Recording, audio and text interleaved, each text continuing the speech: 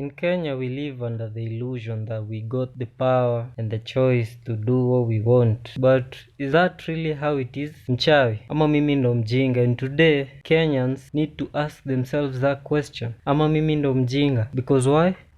Things are not as they seem. So in Kenya, we are given the illusion of choice, in which we are given the chance to elect our leaders every 5 years. And so we think that we have the choice of electing our leaders, yet the people who do what they do fund both sides. I mean the opposition and the candidate who will win. They fund both sides. So do not think for a second that you got a choice in this thing. Nothing happens by your will. Number two, we are given the illusion of happiness and prosperity. How? Sherehe, IG, clout, like the people posting liquor photos every week, every weekend. Drinking alcohol used to be a bad thing, but now it seems like something of a necessity, just like having a degree, okay? And the constant partying and parties, because no matter how bad the economy is, you won't miss a Kenyan drinking liquor. And they told you it's for relieving stress, but they just give you what they give you to keep you asleep still. Liquor has been used to keep us all under the illusion that we got money, we got power, we got the influence, but it's all a lie. Another way they force us to live under the illusion, under happiness, is how they portray this luxurious living in IG and whatnot, you know?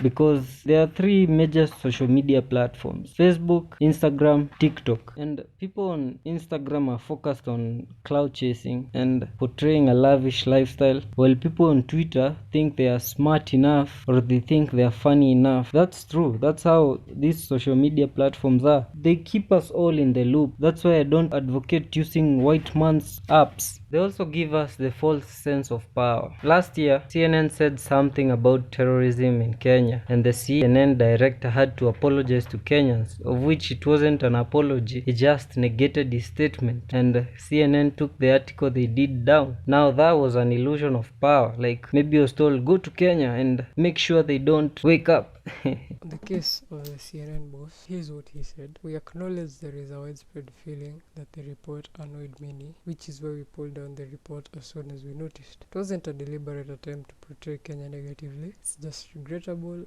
and we shouldn't have done it. There's a world at war with extremists. We know what a hotbed of terror looks like. Kenya isn't one." And I find it funny that the only line he used to negate his statement is the last 4 words he said. He's actually apologizing because the report annoyed people, and that is actually why they pulled it down. Not because it was false, but because it irritated people. I cannot understand why a whole boss would apologize to people in the third world unless it came from the people above.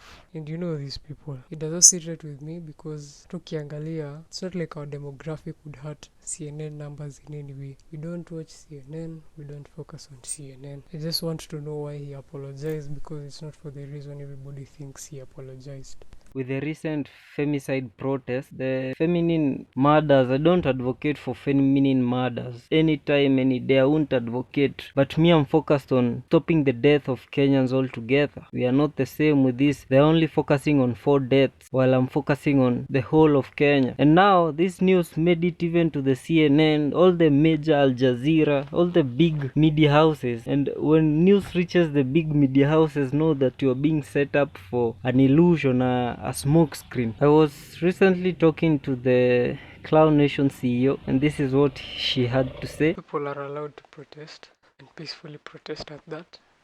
There's nothing wrong with protesting. If there's a trend, ni sawa, protest.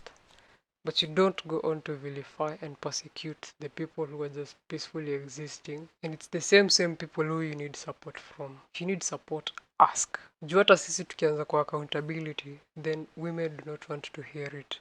At this point, it's a case of fucking around and finding out. In that case of that girl, she asked someone on social media if they're going to kill them, and then bado wakaenda. I mean, your gut already told you and you still went. You're meeting strangers in a B&B for the first time after hearing mwingine aliliwa in the same way just a few days before. And you went against common sense, your gut instinct, and you refused to meet up in an open area.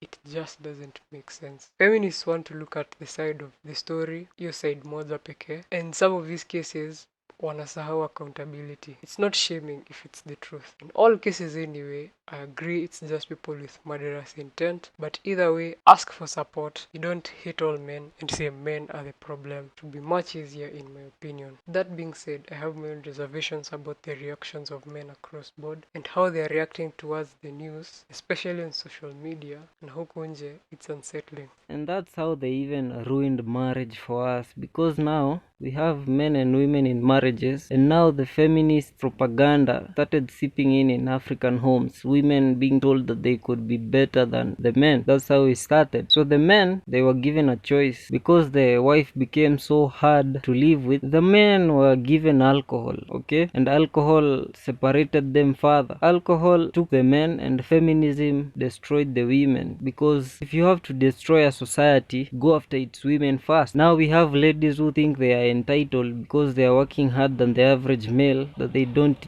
even need husbands. And now the stressed men who run away to alcohol become drunkards, and then they are called incompetent men. So it started with the women, went over to the men ran away. Now this generation of women, they managed to destroy marriage, because now people don't look for relationships anymore. They're doing it for sex, others for money. So they went after the women, then came the men. Now the women became drunkards too. So now marriage has been removed out of the equation. So no long-term relationships. Now they're only focused on sex and alcohol. That's what is happening in Kenya. And now people don't see that. Now they want to have fun and have more and more accomplishments, more and more sex, more and more liquor, more and more traveling, not knowing that it was all done for a reason. Because Kenya has a lot of potential. If you see a country with a US military base, just know it's a country full of potential. Now Ruto, because ameingia, the illusion is started to break. Since Ruto entered, there have been a lot of unrest, because now his policies are speaking about his policy. Like the promise he had made to us, he is still making them to us now. He is still saying the same promises to us till now. He thinks this is the era of Moi, and it's not. Okay, that's why I'm doing this, because people have to wake up to the illusion that what we are doing in Kenya is seriously wrong. So everything has changed. Now we have information at our hands. Now we realize that even the first president was a scam. He was put there to depopulate and impoverish us. So that's the illusion we are living in Kenya. Okay, well, the money is being taken to the few rich people. Countries like the US don't care about this. Don't care if a few rich people benefit, but they care if the whole of the population benefit. And their one main agenda is divide and conquer. So the illusion is meant to divide us. Okay, so every time you hear a civil unrest, just know it's people are starting to unite together under Kenyan law, because as Kenyans we have the duty to protect our birthright. So that has been the illusion. So after all this, should you ask yourself, ama mimi ndo mjinga? Because now life has to change. Okay, this is not the era of going to school, go to college, get a job. This is the era of finding a job if you can find it. Catch me if you can. That's what the jobs are saying. Mchawi ama mimi ndo mjinga. Wake up and unlock.